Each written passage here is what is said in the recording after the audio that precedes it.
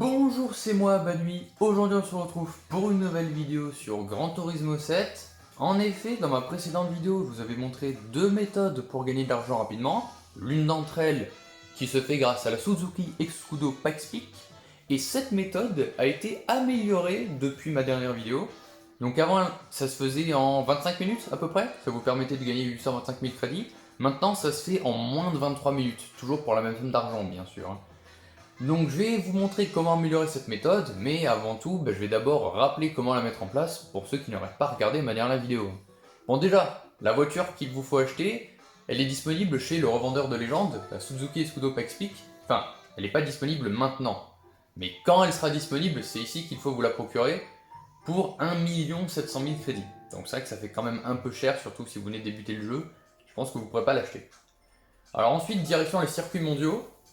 Il faut que vous alliez chez Tokyo Expressway, donc pour ça, Asie-Océanie, hop, ici, voilà, on est à Tokyo, et là, vous prenez la World Touring Car 600, qui vous fait donc 12 tours de Tokyo Expressway avec une voiture de maximum 600 pp.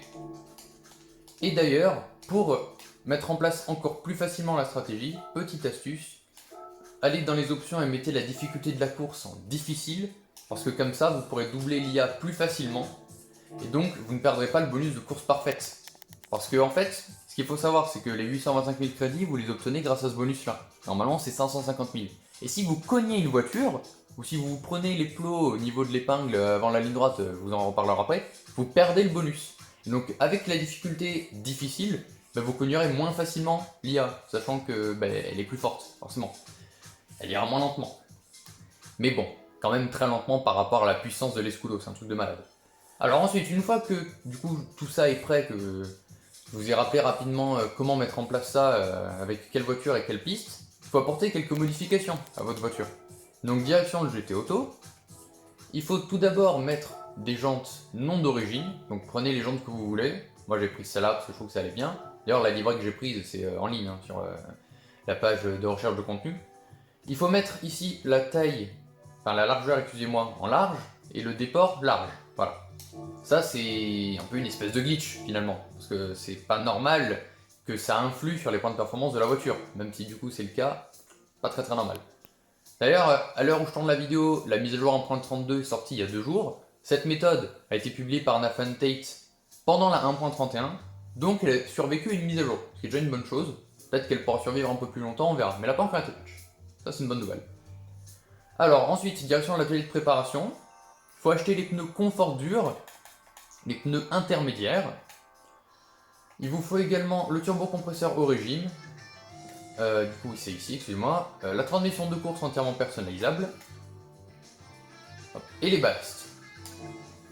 Normalement, le reste est déjà disponible de base quand vous achetez la voiture. La suspension entièrement personnalisable. Et moi, j'avais acheté des trucs en plus, mais pas pour la vidéo. Donc, là, je vous montre les réglages que j'ai mis, qui sont basés en fait sur les commentaires d'une personne sur la vidéo de Nathan Tate, mais si vous voulez, vous pouvez tout à fait utiliser les valeurs que Nathan Tate vous affiche. C'est vraiment un très bon youtubeur anglophone pour Gran Turismo 7, je vous recommande de vous abonner à sa chaîne, petite pub au passage. Si vous mettez ces valeurs là, il faut que vous alliez également ici régler manuellement les rapports de votre transmission de course. Donc voilà, je vous laisse rapidement regarder. Ici bien sûr j'ai mis le turbo, mais sinon rien d'autre. Et voilà, donc mettez en pause pour bien mettre toutes ces valeurs là, ou bien les valeurs de Nathan Tate, ça vous faites comme vous voulez. Et comme vous avez pu le remarquer, ici il y a deux jeux de pneus différents. Les pneus confort durs à l'avant et les pneus course intermédiaires à l'arrière. Bon, une fois que tout a été réglé correctement, direction la course, je vais vous expliquer rapidement quelle est la stratégie. Vous allez voir que ce n'est pas très compliqué fort heureusement. Et c'est super rentable vu le peu de temps que vous y passez. En gros, pour vous résumer le principe, c'est de wall ride, c'est-à-dire de longer les murs de la piste. Donc même si vous allez vous cogner un peu à droite à gauche, c'est pas grave. C'est beaucoup plus rapide de négocier les virages comme ça que d'essayer de les négocier correctement. Quand vous lancez la course, vous êtes dans la ligne droite, avec la puissance de la voiture au maximum, donc la carte du carburant sur 1. Et ensuite, quand vous sortez de la ligne droite, vous mettrez en économie donc à 4. Voilà, pour pas être non plus full économie, sinon vous allez être trop lent. et vous allez tout le temps alterner. Donc la ligne droite, vous serez en 1, et quand vous sortirez de la ligne droite, vous mettrez en 4, voire même en 5, il ne vous reste pas beaucoup de carburant.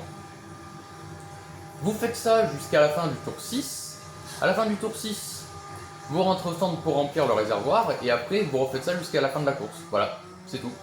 Donc là je vous montre un tour ce que ça donne pour que vous voyez un petit peu le wall ride, et après je vous retrouve à la fin du tour 6 au stand pour vous refournir en essence. Parce que ça sert à rien que je vous montre toute la course, sachant que c'est le même principe. En plus là pour la vidéo je joue sur manette, parce que sinon j'aurais pas la place pour mettre le téléphone, mais d'habitude je joue sur volant. Donc je pense que je vais un peu moins bien me débrouiller, mais c'est pas grave, au moins vous voyez le principe. Bon, la voiture ne tourne pas beaucoup, là je me suis cogné, j'ai perdu un peu de temps, tant pis. La voiture ne tourne pas beaucoup, surtout sur manette, et j'ai réussi à moins la faire tourner qu'avec le volant. Je sais pas pourquoi, la direction est moins sensible. Mais bon, vous allez quand même vous y habituer, vous allez voir que vous allez faire des temps très rapides. Moi mon record c'est 1 minute 46, et la course je l'ai faite en 22 minutes 50. Donc c'est vraiment très rapide, et c'est carrément améliorable, hein. Vous pouvez la faire en 22 minutes 30, si vous êtes vraiment chaud.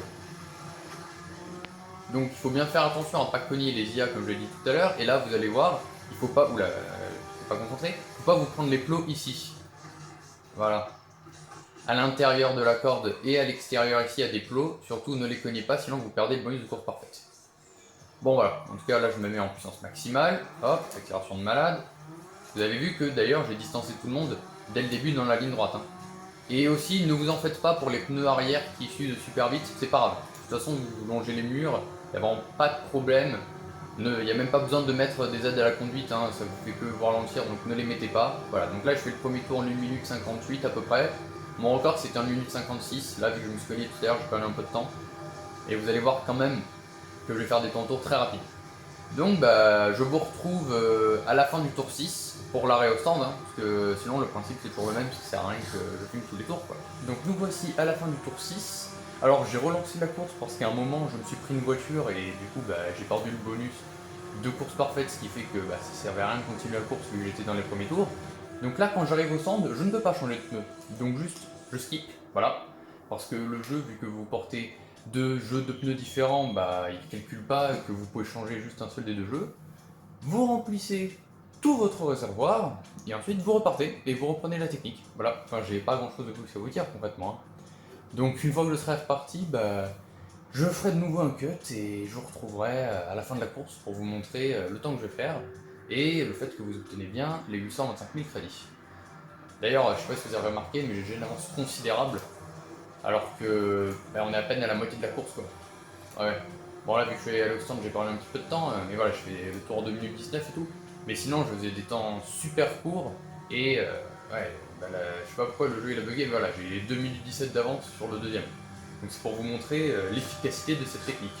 Et bon, faut savoir quand même bien la faire étant donné que si vous prenez une voiture vous perdez le bonus. Voilà, là il faut bien freiner, hop, c'est chaud. Ça c'est un peu le risque par rapport à la stratégie du Mans qui est toujours valable, hein. Là si vous cognez une voiture malheureusement vous perdez le bonus et du coup ça perd l'intérêt de faire la stratégie. Nous voici donc à la fin du tour 12, j'avais presque plus de carburant donc je me suis mis carrément en économie maximum. Là je vais passer les rapports tôt pour pas trop monter dans les tours. Allez, on y est presque. Donc comme vous voyez j'ai fait des temps vraiment rapides. Oula, le carburant, bientôt je vais être à sec, on y est presque, c'est bon. Oui, yes, c'est bon, je suis tombé à sec juste avant la ligne d'arrivée, parfait. Bon ben voilà, donc je suis arrivé premier très facilement. J'ai explosé tout le monde. Voilà, 22 minutes et 28 secondes, donc comme je vous l'ai dit en 22 minutes 30, c'est largement faisable.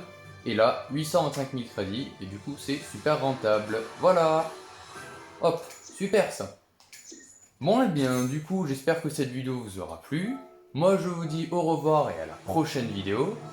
Bye. It's a trap.